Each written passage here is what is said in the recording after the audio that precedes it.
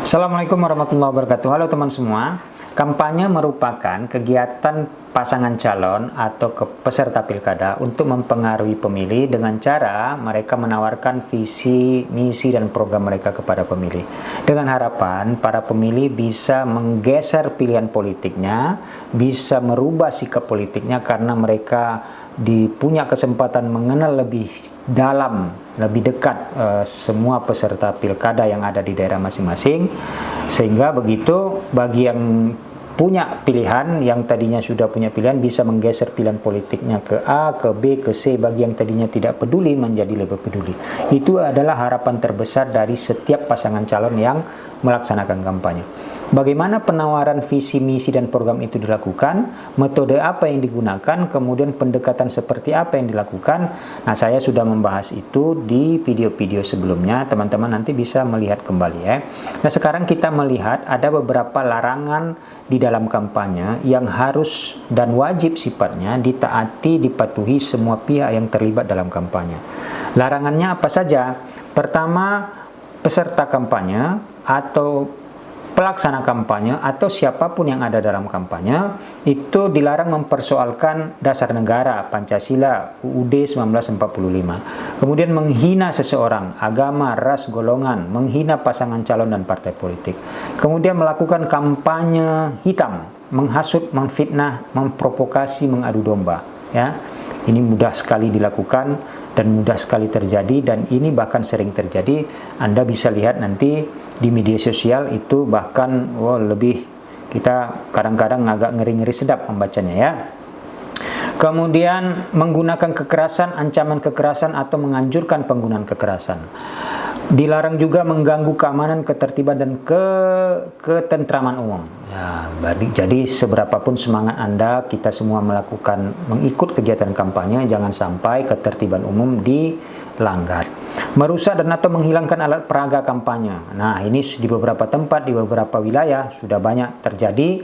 Ada bahan atau alat peraga kampanye yang hilang atau rusak. Jadi kalau rusaknya itu, kalau kita teliti, kita cermati lebih dekat, memang bukan rusak karena alam seperti angin ya, jadi menyebabkan jadi robek, tapi memang sengaja terlihat seperti sengaja dirobek ya. Kemudian dilarang menggunakan fasilitas dan anggaran pemerintah atau pemerintah daerah. Ada lagi yang dilarang itu menggunakan tempat ibadah dan tempat pendidikan. Khusus tempat pendidikan ada pengecualian, dikecualikan di lembaga pendidikan tinggi seperti universitas, institut, akademi, dan sejenisnya ya. Kemudian pawai, baik berjalan kaki maupun berkendaraan di jalan raya dilarang, dan tentu saja kampanye di luar jadwal. Ada larangan lain berupa pasangan calon selama kampanye itu dilarang melibatkan pejabat BUMN, BUMD, ASN, anggota TNI Polri, kemudian kepala desa sebutan lain atau lurah ya. Mereka dilarang dilibatkan. Bagi pejabat negara, pejabat daerah, pejabat ASN, anggota TNI Polri ataupun kepala desa dan lurah itu dilarang membuat keputusan dan atau tindakan lainnya yang bisa menguntungkan atau merugikan salah satu pasangan calon.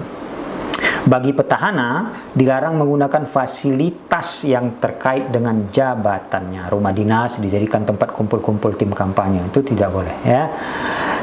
Bagi calon dan atau tim kampanye dilarang menjanjikan dan atau memberikan uang atau materi lainnya untuk mempengaruhi penyelenggara pemilihan dan atau pemilih. Nah, tapi ini memang ada pengecualian ya. Memberikan uang atau materi lainnya ini dikecualikan untuk pembiayaan makan dan minum peserta kampanye. Ya, transportasi peserta kampanye, pengadaan bahan-bahan kampanye yang digunakan untuk pertemuan terbatas, pertemuan tatap muka, dan dialog. Yang besaran jumlah dan kemahalannya disesuaikan di tingkat wilayah atau daerah masing-masing secara wajar, dan itu sudah ditentukan dalam peraturan KPU atau diatur dalam peraturan KPU ya. Kemudian terkait dengan politik uang. Politik uang itu adalah baik pasangan calon maupun calonnya maupun anggota partai politik, tim kampanye, relawan atau pihak lain itu dilarang menjanjikan dan atau memberikan uang atau materi lainnya kepada pemilih baik secara langsung atau tidak langsung untuk ya, mengajak atau mempengaruhi pemilih sehingga pemilih tidak menggunakan hak pilihnya, atau menggunakan hak pilih tetapi dengan cara tertentu sehingga surat suara menjadi tidak sah, atau mempengaruhi pemilih untuk memilih calon tertentu atau tidak memilih calon tertentu. Itu adalah kategori yang masuk ke dalam politik uang, ya. Nah, sekarang mari kita lihat sanksi untuk diterapkan atau dikenakan bagi pelanggaran-pelanggaran tersebut, ya. Bagi pelanggaran berupa mempersoalkan dasar negara, menghina seseorang, agama, suku, ras, golongan, melakukan kampanye hitam, ya, memfitnah, menghasut, memprovokasi, kemudian menggunakan kekerasan, menganjurkan menggunakan kekerasan, ancaman kekerasan, apalagi mengganggu ketentraman, ketertiban umum, mengancam dan menganjurkan penggunaan kekerasan untuk mengambil alih pemerintahan yang sah. Misalnya, itu diberikan ancaman pidana penjara paling singkat 3 bulan, paling lama 18 bulan, dan atau denda paling sedikit 600.000, paling banyak 6 juta rupiah.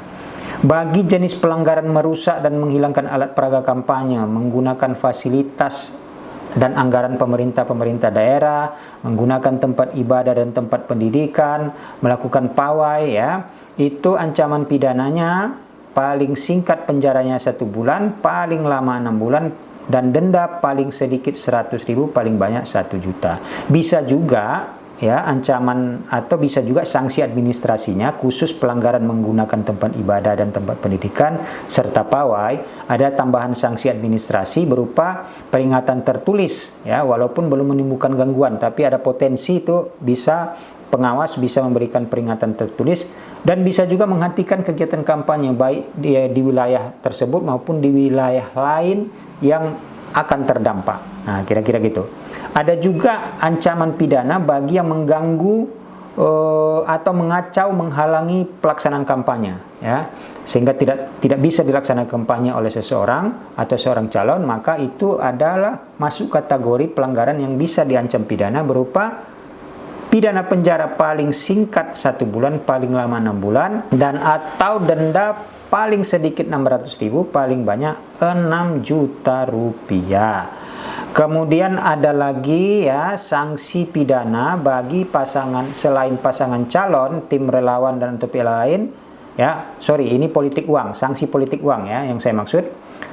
Bahwa sanksi politik uang tadi itu, nah ini sanksinya agak lumayan serius, agak besar, ya. Ini adalah sanksi yang lumayan besar di antara sanksi-sanksi pidana yang lain. Berupa ancaman pidana penjara paling sedikit atau paling rendah 36 bulan, paling tinggi 72 bulan, kira-kira 6 tahun, ya, dikurang. Kemudian denda paling sedikit 200 juta, paling banyak 1 miliar, lumayan, ya. Bagi pejabat negara, ASN, ya, kemudian kepala desa atau sebutan lain yang sengaja membuat keputusan atau membuat tindakan yang merugikan salah satu pasangan calon lain atau menguntungkan salah satu pasangan calon lain, itu dikenakan pidana penjara paling singkat 1 bulan, paling lama 6 bulan, dan atau denda 600.000, paling banyak 6 juta rupiah. Bagi pasangan calon yang dengan sengaja melibatkan pejabat BUMN BUMD, ASN anggota TNI Polri, kepala desa dan lurah, ya, maka dia diancam dengan ancaman pidana penjara paling singkat 1 bulan, paling lama 6 bulan, dan denda atau denda paling sedikit 600.000, paling banyak 6 juta rupiah. Nah, ada sanksi tambahan, ya, khusus bagi pasangan calon dan atau tim kampanye yang menjanjikan atau memberikan uang atau materi lainnya di luar yang sudah dikecualikan tadi. Kalau itu terbukti dilakukan secara sistematis, ya, di luar yang sudah dikecualikan. Kecualikan itu apa? Dikecualikan untuk pembiayaan makan dan minum, transportasi, pengadaan bahan-bahan kampanye, dan hadiah, ya, hadiah yang besarannya sudah ditentukan. Di luar itu, kalau itu dilakukan dan terbukti, maka tim kampanye bisa dikenakan sanksi pidana, sementara calonnya itu bisa direkomendasikan oleh Bawaslu untuk dibatalkan pencalonannya, didiskualifikasi. Nah, teman-teman sekalian, itu tadi adalah beberapa larangan dan sanksi yang ada diatur dalam Undang-Undang Pilkada maupun PKPU atau peraturan KPU. Tentu saja kita berharap tidak ada yang melanggar ini dengan sengaja. Jangan nodai pelaksanaan pilkada kita itu dengan hal-hal yang curang ya.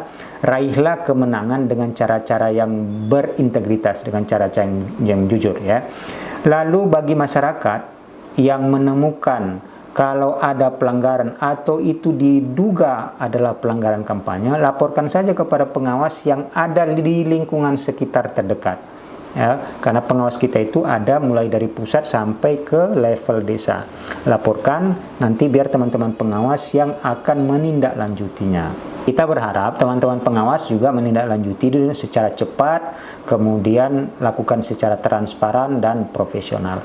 Terakhir, kita mau mengingatkan begini, memang pelanggaran-pelanggaran yang ini dan sanksi-sanksi pidananya, kalau kita lihat memang tidak sebanding ya besaran sanksi pidana atau ancaman pidananya dengan dampak yang ditimbulkan kalau pelanggaran-pelanggaran ini dilakukan ya. Karena itu meskipun terlihat tidak sebanding dan prosesnya panjang sekali ya, hampir-hampir jaranglah kita menemukan atau mendengar ada pelaku politik uang baik pemberi maupun penerima itu yang berlanjut sampai ke pengadilan dan hukum. Jarang sekali, kalaupun ada 1-2 ya. Namun begitu jangan sampai ini mengendorkan semangat kita sebagai pemilih untuk tetap mengawasi setiap tindakan-tindakan atau peristiwa-peristiwa atau kegiatan-kegiatan yang kita anggap itu sebuah pelarangan. Sebagai pemilih yang cerdas, sebagai pemilih yang rasional, maka kita punya kewajiban moral untuk mengingatkan, untuk melaporkan. Dengan demikian, pelaksanaan pilkada kita ini berlangsung dengan integritas yang baik, dengan tingkat kejujuran yang tinggi, dengan keadilan, tentu saja dalam kerangka pilkada yang berkualitas dan demokratis. Ini saja teman-teman sekalian, nanti kita akan lanjutkan pada pembahasan-pembahasan berikutnya. Terima kasih. Assalamualaikum warahmatullahi wabarakatuh. Sampai jumpa.